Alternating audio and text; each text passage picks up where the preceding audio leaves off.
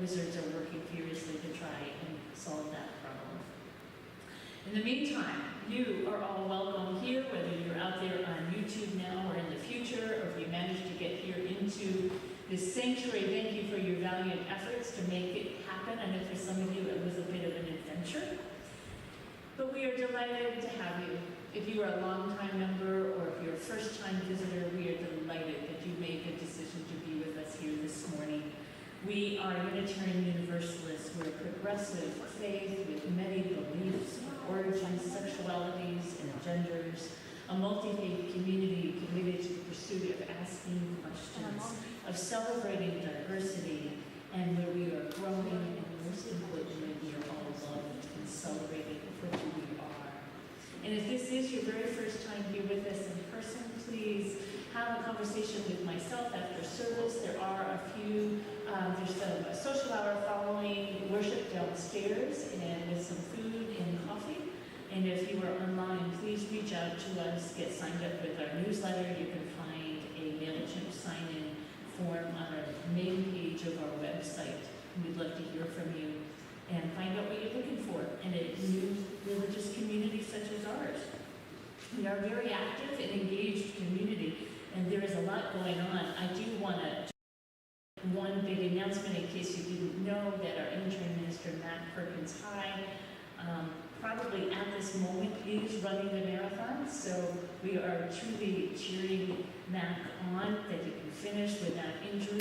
And I mean, just finish without injury, right, is a tremendous goal. And then Matt is going to be off this following week. Matt and his family welcomed a new baby into their family last week, and Matt is going to meet his new nephew. So we're very excited for Matt's family. I want to make sure on your calendar, in 2 weeks on May 18th at 5 p.m. is our congregational annual meeting. And we would love to have you. The meeting's at 5 p.m. We can start checking you in at 4:30. And this meeting is going to be more than just business. We're going to do some celebrating of our volunteer service time with our Council of Communities.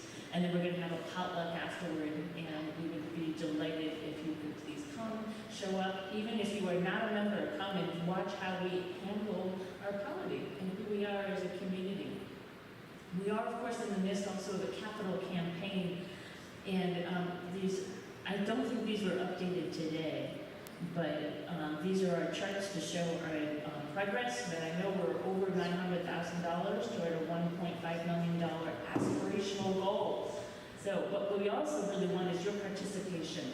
So we're inviting you, please, to sign up for a small group discussion that will answer your questions about the capital campaign and the types of projects we're working on. But of course, more than anything, we would like your gift. And no gift is too large, no gift is too small. So we're more than anything want to make sure that you feel you are a part of this community and you are, your generosity is welcomed. We'll be wrapping that up on our annual picnic, which is June 1st. June 1st at Shenley Park at 12 p.m. And we would love to have you RSVP by May 18th. There is information about that in our newsletter, as well as on our website, or you can tag Joanna, who's sitting back there, and she'd be happy to take your RSVP in person if you prefer face-to-face contact. I want to invite you to arrive in body and spirit, either in this beautiful sanctuary or wherever you are this morning or in the future. And just feel yourself connected to one another in this time and place that we have chosen to be together in community and in worship space. We are connected here to Unitarian Universalists throughout Pittsburgh, through all of those who are worshiping in Pittsburgh and throughout our country throughout this weekend, as we deepen our commitment to peace and to justice, to compassion, to the life of a good community for all of us. For all seek liberation and love. We turn to our chalice lighting, the symbol of our faith as Unitarian Universalists. Two circles of love, of Unitarians and Universalists coming together, and a flame guiding us in our darkest days when we feel we have lost our way. And this month, we begin the theme of the month of devotion. And we ask ourselves, to what and to whom are we what gains our time and our attention, what earns our life and our commitment. Thank you all for being here. As we turn to our first opening hymn, Many Names.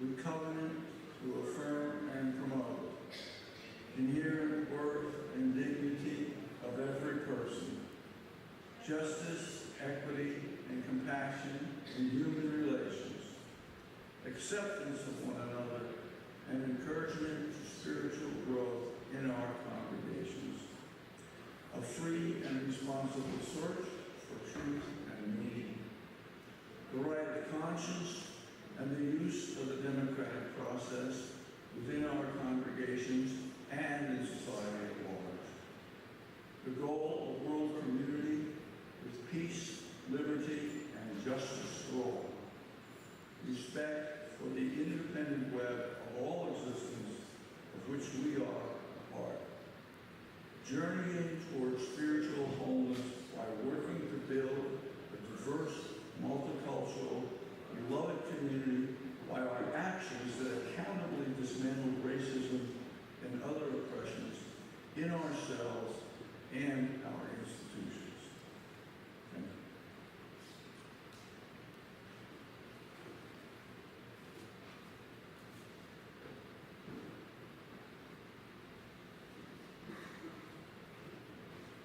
I have a story. Are we on? Yeah. Hello. It's not on. Battery. Maddie's on. So please contribute to the capital campaign. You can buy batteries. Oh, it is. Hello. Yeah, that's done. I don't know how long the battery's gonna last. Let's see how long the battery lasts. Short story, yeah, short story. So, today I'm going to be talking about creation stories, which is something that a lot of religious people throughout the world and for thousands of years have devoted themselves to. Creation stories. And it's a deep question that humanity has for a long time. Where did we come from? How did we start? So there are wonderful examples of creation stories, and one of my favorites is about called The Egg. The author of this story, whose name has gone out of my head, let me find this. Kathy Sager, she's a religious educator. So a long, long, long time ago, there was nothing, no light, no sound, no bugs. Can you imagine? Nothing. But then something began to happen. For reasons that nobody truly understands, things began to warm up. And something began to grow. And it began to warm and grow and heat it up until it was fiery hot. And in the middle of all that was an egg. Was born, a big egg, and it hung out there in the cosmos, just drifting about for exactly 1 year. Don't ask whose year that is, but that's the story. It goes for 1 year, and then at the 1 year mark, that egg broke in half. Silver, and the other half was gold, and the silver half became the earth. And the gold side became the sky overhead. And the white fluff of the egg white became the mountains, and they were beautiful. And that thin film over the egg yolk became the mist and the clouds. And the thin veins that you see above the egg yolk, those became the rivers and the streams. And the egg yolk itself became the vast oceans everywhere. And then the sun was born, and life emerged, and the noises grew louder and louder, celebrating the joy of life and beauty. And the animals, the mammals, and the reptiles, and the birds began to sing bright and gorgeous. And every morning when the sun would come up, the birds would gloriously sing hallelujah, waking up every single human being who had the windows open that day. And that's why birds are so loud in the morning. Welcome you to the sun. One creation story. Well, there's some more. I'm going to write, yeah. Master Sister, come forward. And he's going to do a testimony for our capital campaign.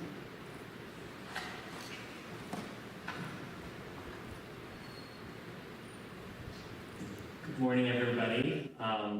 First of all, thanks for getting here. Try to keep this short, but first of all, my name's Rob Masterson, and I've been a member of the First Unitarian Church of Pittsburgh since about 2005, when my wife and I were married here. We've raised our daughter, Miss Ruby, and she's about to be 13 at this church, and we honestly feel like this church is our home. And when we were asked by Al Schwartz to consider contributing to the capital campaign, we knew that we immediately would. My wife and I talked together, and we decided to make what was for us a significant campaign pledge. And I want to tell you why I think my wife and I and our family are contributing to this capital campaign, and why we think you should join us. Firstly, we've always felt very welcome and accepted here at First Unitarian Church since the day we came through those doors, when we met by the readers, and the minute we heard that first sermon. So I would say to you, just like if you came to my home, right, I would welcome you. I feel like that if this is a place where you're really accepted. But just like any home, this place needs a little bit of help. It needs a little bit of love, right? The lights are a little dim. It's a little hard for me to even read my notes here today. And secondly, another factor I think that's really important to us is being a steward of the environment, really reducing our energy costs, becoming more energy efficient, and really thinking about our relationship with the planet in the future to our children. And thirdly, you obviously everybody had a little difficulty getting into church today, right? Imagine what that's like for somebody that has challenges for hearing and vision and mobility. Participating in the experiencing would be even more challenging for somebody. Allowing everybody to have improvement in light and sound technology, access, level surfaces, that's really important. Those barriers are really important. And to me, in my line of work, working in rehabilitation, I've dedicated my life to getting rid of those barriers and breaking down those walls so people can really participate in life and become more independent. Finally, my last point to you is, what's today's date? May 4th. May the 4th, right? May the Force be with you. Well, what is the Force? What is this thing called the Force that's in Star Wars? Well, as Obi-Wan Kenobi explains it to Luke Skywalker in Star Wars, the Force is what gives a Jedi his power. It's an energy field that's created by all living things. It surrounds us, it penetrates us, it binds the galaxy together, right? What does that remind you of? It reminds you of connectedness. It connects us to everything, right? So implementing these changes, right, the capital campaign changes, connects us to the Force, right? So we can use this as a force for good.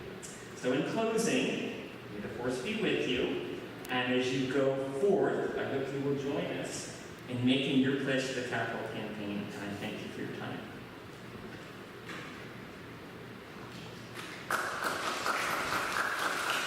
Thank you, Rob. So every month we have a designated organization that holds our values, and one of our favorite is Reading Ready Pittsburgh. Mary Dennison is going to come forward, and we'll talk more about how we share our bounty with this wonderful organization.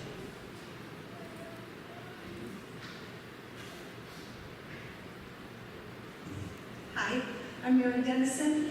I'm a longtime member of First Unitarian Church, and I also happen to be the founder and executive director of Reading Ready Pittsburgh, which First Unitarian Church has supported over the last 2, maybe 3 years through the Shared Plate, and we very much appreciate that support.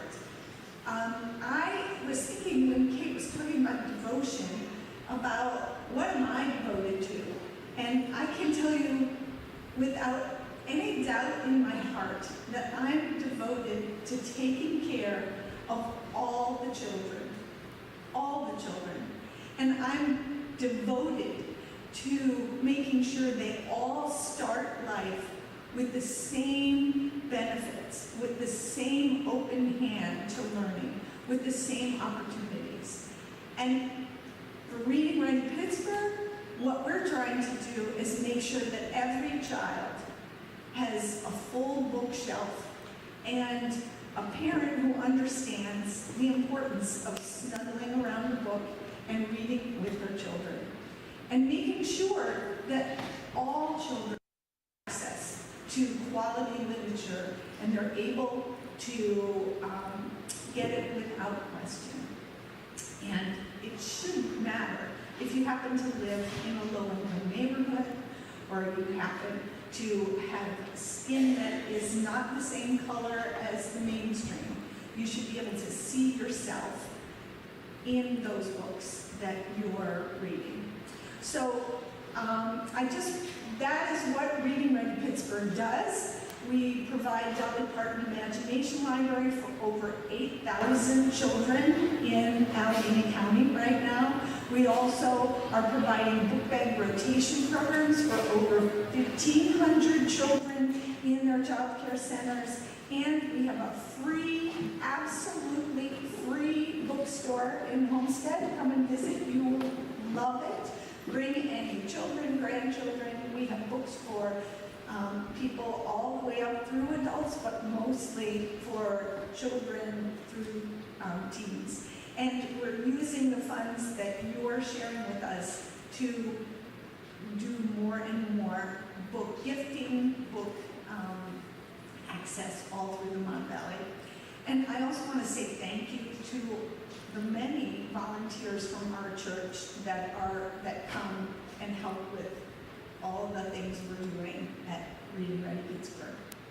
Now I want to take off my Reading Ready Pittsburgh hat and put on my head of the Share the Plate Committee hat. And I just want to remind everyone that the way Share the Plate works is that the congregation makes nominations for next year. So if you have an organization that you believe in, if you have an organization that you think does great work and you are supporting yourself and you'd like First Unitarian Church to possibly support them through our Shared Plate program, then please put in a nomination. The link to the nomination form is in this week's newsletter. Okay, so, and it's in your order service. So thank you very much, and hopefully we'll get lots of nominations, and then we'll all vote on which ones we will serve next year. Thanks. Bye.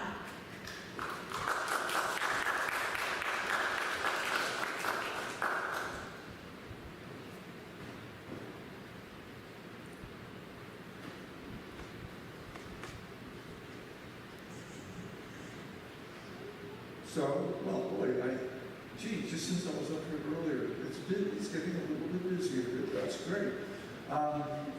We've got some very hardy souls in the congregation today. It's about time to take up the collection. I'm going to invite the ushers to come forward.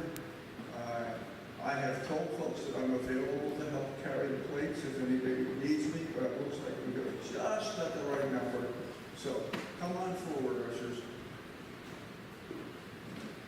And just as a reminder, the way the Share Our Plate works is that your gifts are shared 50-50 with the Share the Plate group, which is Reading Ready Pittsburgh, unless you specifically say otherwise. So if you are paying on a pledge, please note pledge on the envelope. You can also text, or you can do it online, but you need to say if you're paying on your pledge, otherwise it is shared 50-50, and thank you very much.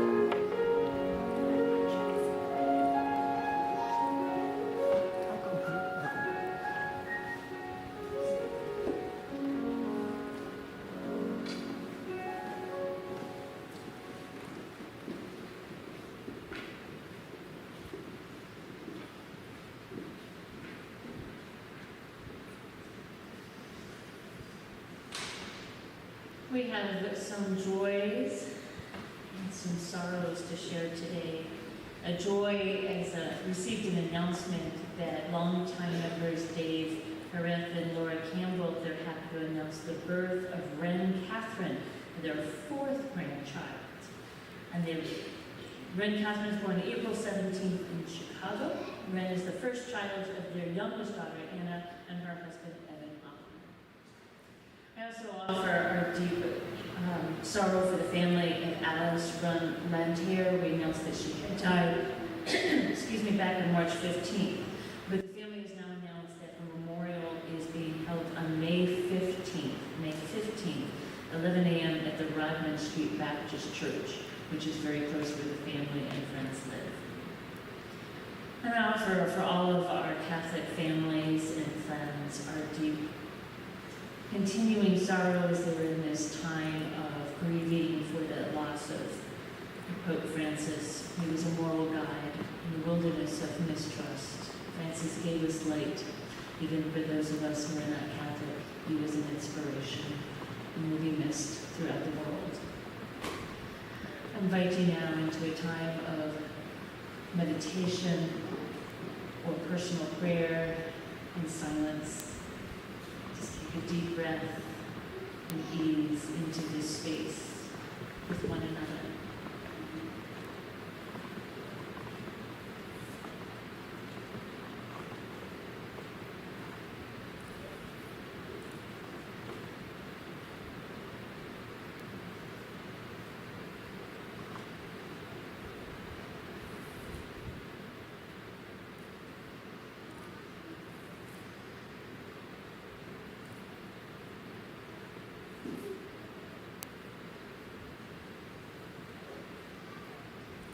Spirit of life and love, fill our hearts.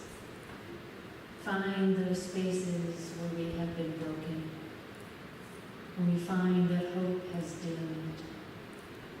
We find that we are severed from that which we love most. Spirit of love, remind us of our wholeness.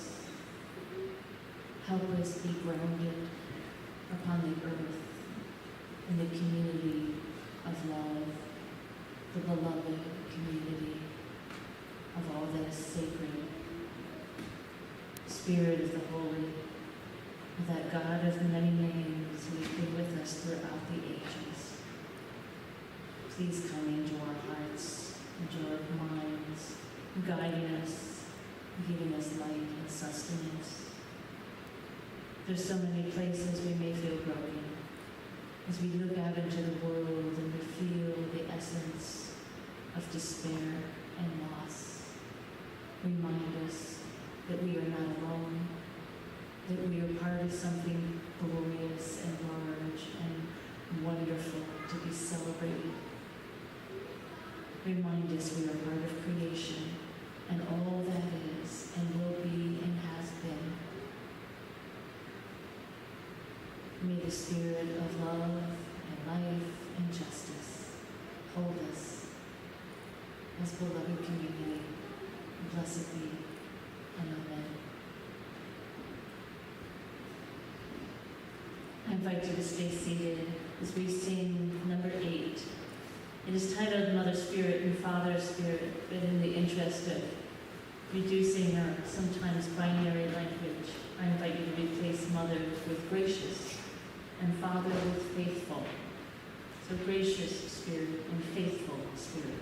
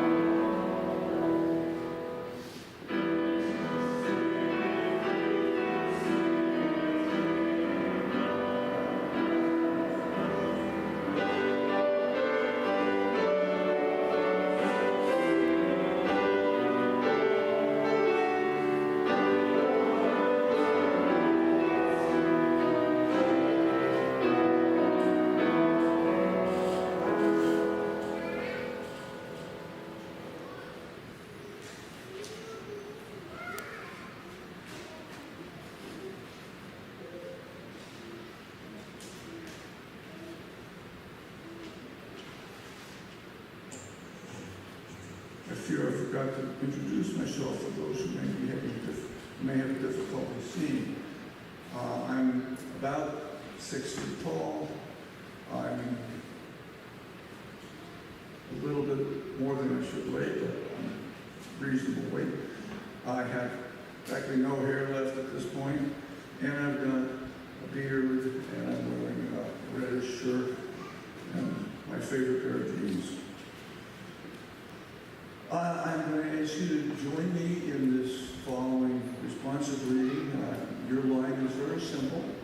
It's just, it is possible to live in peace. These are the words of Mohandas Gandhi. And I must say they seem especially appropriate given the current situation in our country. So let me start. If someone with courage and vision can rise to lead in nonviolent action, the winter of despair can, in the twinkling of an eye, be turned into the summer of hope.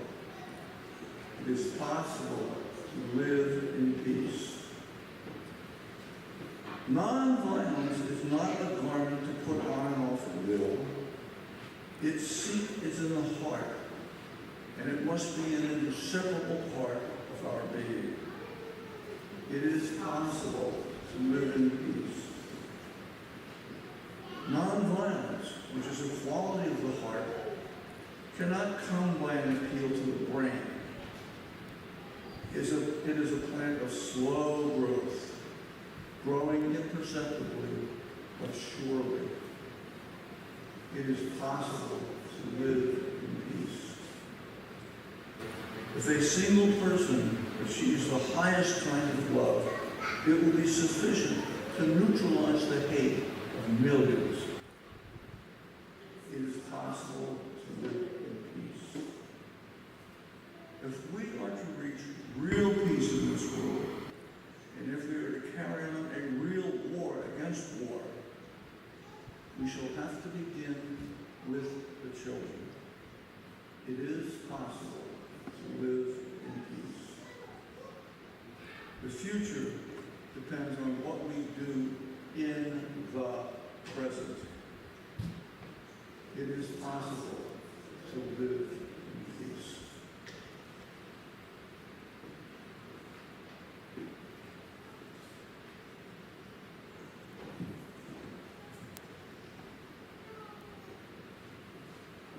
Andrew, I'll start here, and I might want to.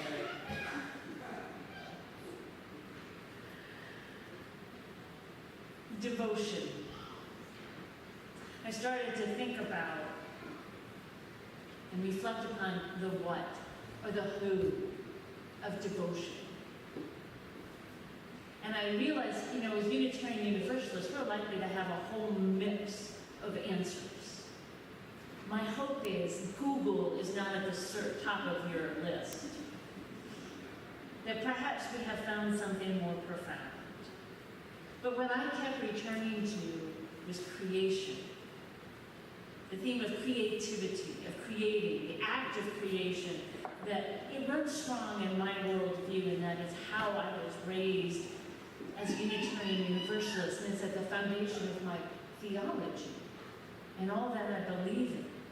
I think it's inspired somewhat by process theology, which is a type of theology that recognizes that life is always, and everything is in process, it's always changing, never too still, never truly gone. But I was also, being raised Unitarian Universalist, I was essentially raised as a transcendentalist, a good old-fashioned New England transcendentalist. And that means I was taught to lean on the direct experience of all that I see in the world, and all that I bring in, and to trust my intuition over reason even. That empirical proof of one's life experience is not needed. Humanity within the transcendentalist worldview is embedded within nature.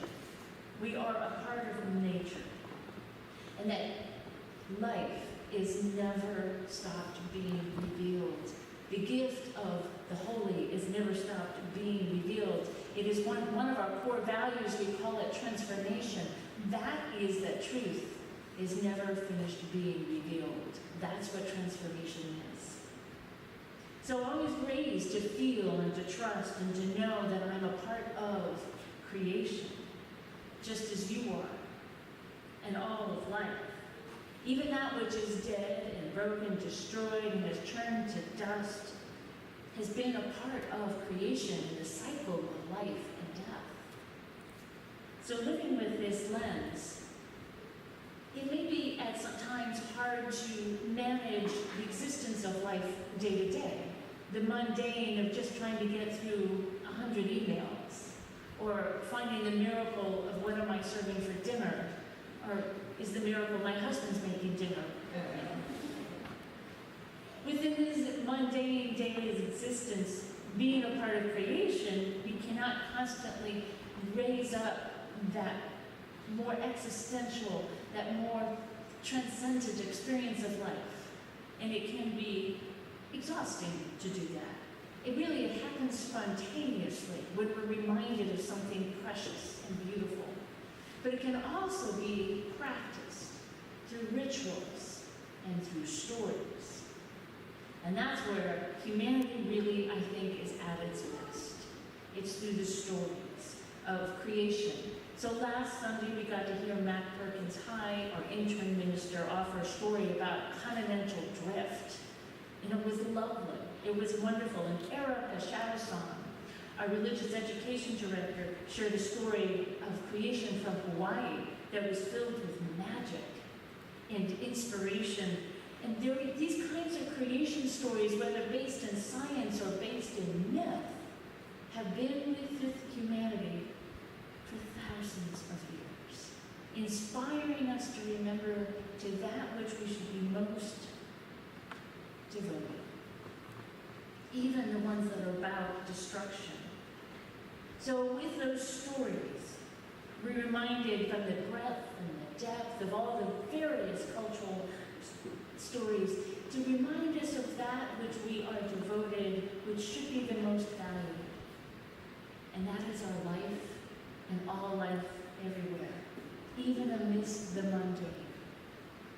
And that is where perhaps our true capacity for gratitude. Some of countries, the creation stories are hallowed ground. They're celebrated with grand celebrations and national holidays. Perhaps India is one of the most wonderful examples of that. If you've ever been in India during one of their holidays, that would be about a third of the year. So your chances of hitting them are quite high. You get to see the joyous celebration of the story and the religious rituals that surround the idea. It is a countrywide holiday, even for non-Hindus. But perhaps one of the greatest stories of from Hinduism all, is the birth of Ganesha. And that's the one I want to share this morning.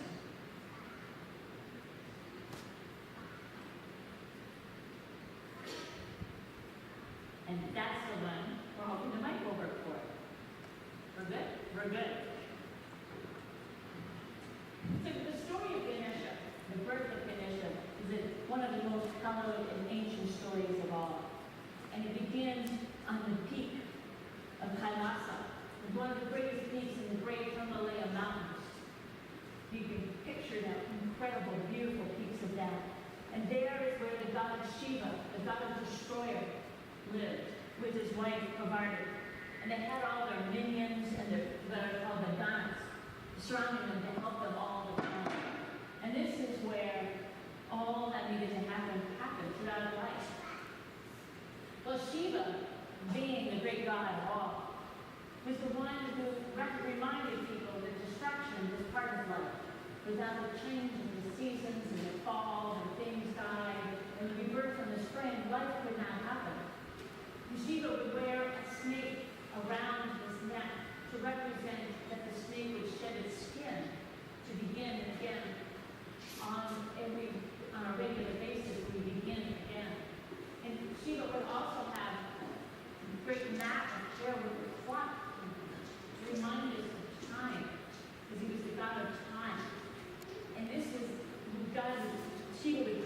himself in dirt and with from the fireplace, all the dust, and cover himself to remind us of death. Because Shiva wanted most of all to remember how precious life is in any given moment.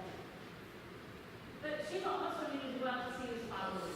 As much as he loved living in the Himalayan mountains, he loved his followers. And he would go out and see his people, and sometimes he'd be gone for 100 years. Provided that lonely sometimes. Oh, God, she was gone again. And she'd wander around and she'd have the minions, but she'd get lonely. So she decided she would create a son. Being a goddess, not a problem. She went to the mountains and she brought the clay. And she grabbed more clay and she formed it and pushed it and formed it and created it. Because she was working so hard, her sweat poured into the clay and she created a perfect boy. And she sat back and she was very pleased. And then she gave it life with a deep breath. And the boy came alive. And he was perfect. She was so happy. Somebody just thought this is the perfect boy. And he came to life and bowed before her and said, Amma, mother, I am devoted to you. The boy followed her everywhere. He was devoted to her as he said he would be. But Barbara was very happy for a long time. No one told me that she really wanted to see her husband Shiva. Where was he? Well, one day, missing him, she decided she would take a long hot bath. She told her son, I'm going to go take a hot bath. Close the doors and you guard. I don't want to be interrupted. Don't let anybody through. So son stood outside those doors and said, I will protect my honor. But that was the day that Shiva decided to come home. Shiva walked into the door and he was hot. He was tired. He was a little cranky. He wanted to see his wife, the garden. He missed her. And he looked everywhere in the house and upstairs and couldn't find her. He said, well, maybe she's in the master bedroom. And she walked over and he saw a door where there was a guard outside. He did not know this guard. He said, move aside, and went to open the door. The guard said, no one shall enter without permission of my aunt. Shiva looked and said, who are you to tell me that I cannot enter? This is my home. I am Shiva, the great goddess destroyer. Let me through. The little boy said, no. And he took a spear and choked Shiva. Shiva had never had anyone do this before. What is this? No. You have to let me through. The little boy said nothing. He just poked Shiva again. Well, you poke Shiva, you get a bear-like response. And he was furious and he was angry. And he took his sword and he said, no one should block me. And he swung quickly over and he cut off the head of that boy with such strength that head went flying off into the sky. That was the moment that Kavarti opened the door, having heard all this commotion, and there she saw her son's body lying there with no head. She was horrified. Shiva, what have you done? This is our son. She was like, son? What son? We don't have a son. Kavarti said, Shiva, don't you understand? This was our boy, you and I. We're like two halves of the same whole. What is of me is of you. This is our son. Shiva was horrified. Horrified. What have I done? Oh my God. Kavarti was lying there in tears, horrified by this headless son. And Kavarti said, Shiva, you must go find that head and reattach it. And so our son can come back. Shiva said, I will, I promise. And then Kavarti said, you shall make sure that he is a god, that all shall worship because he was so brave. He was so courageous to protect him. Shiva promised. He sent all his minions, all those gunners out to go find the head. They could not. They could not find the head. They came back headless.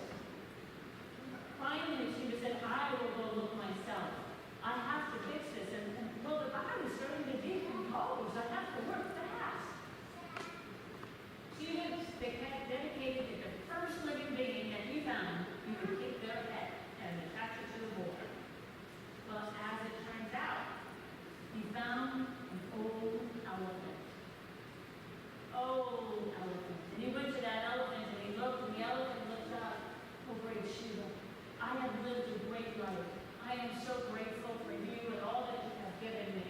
I would give you my head. Please take it. I do not mind. The sacrifice is my great honor. Shiva was so taken by all this, so honored. He said, may there be a great blessing on you in the next life. May you live in peace. And he took his sword and cut off the elephant's head. And he picked it up and went back to the great mountain top and put it on his boy's body. And Pravarti once again breathed life into the boy's body, now with an elephant's head. And the boy stood up and blinked and smiled and said, aha, I'm alive. Excellent. And from that day forward, Shiva made sure he was devoted as a great God, as a God that removes all obstacles, as a God of new beginnings, as a God of wisdom. And that is why Ganesha is a wonderful creation story and a holiday in India throughout the world. So in case you didn't know, why Ganesha has an elephant's head, and that is why. So there's another creation story that is more bound with the Unitarian Universalism that we have been telling our children for many generations. Maybe some of you have heard it before. This is called the mother of all, Marianne Moore, who is a Unitarian Universalist religious educator. Marianne Moore tells a story back in the beginning, when there was nothing at all, just a goddess hanging out and being. The goddess said, I'm tired of being. I want to do something. And a great power grew within the goddess. And the great power began to wiggle and began to move and began to, great wish came out and the big goddess started to form something and went out and then in and formed something, a brown ball.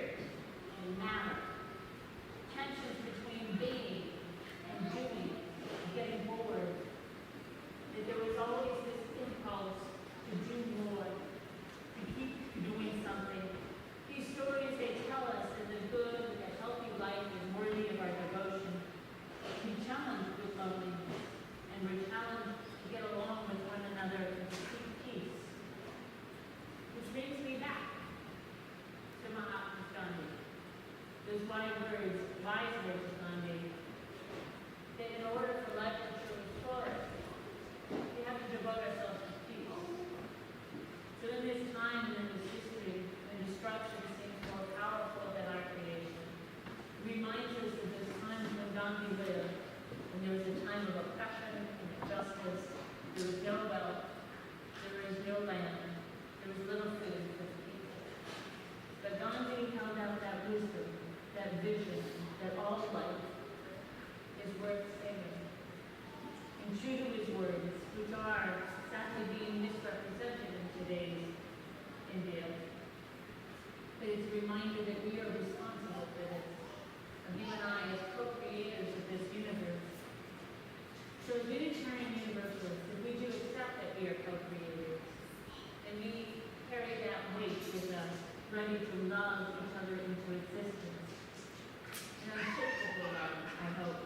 So my church, each of you today, my heart to each of you there, on YouTube now or in the future, find your power within. Let it wiggle and squirm. And then not just wish very far, but work very hard to bring all life and beauty and peace into existence. May it be so. Blessed be. May the Fourth be with you.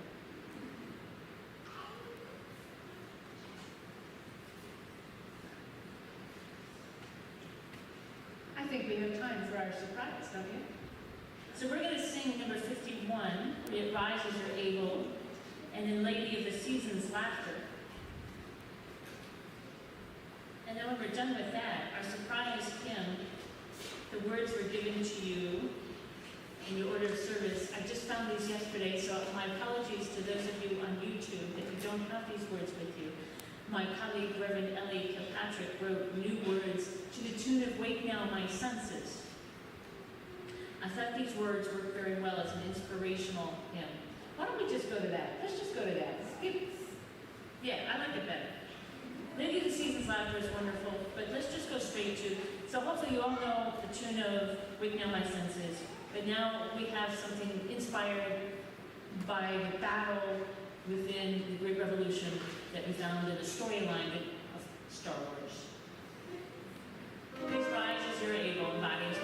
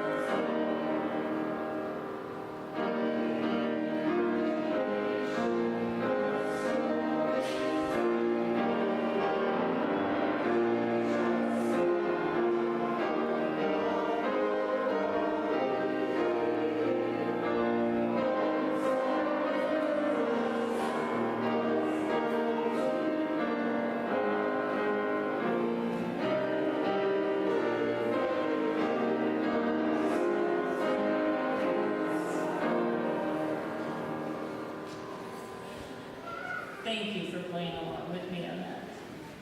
As we turn to extinguish in our chalice, the words are found in our hearts as well as in the order of service. You may be seated if you'd like. We extinguish this flicker, but not the light of truth, the warmth of community, or the fire of commitment. These we carry in our hearts until we are together again. Go forth into this world, my beloved. Go forth into this world with your power rekindled. That you go forth finding what you are devoted to, finding what is worthy of your life, of your attention, of your love, and your commitment.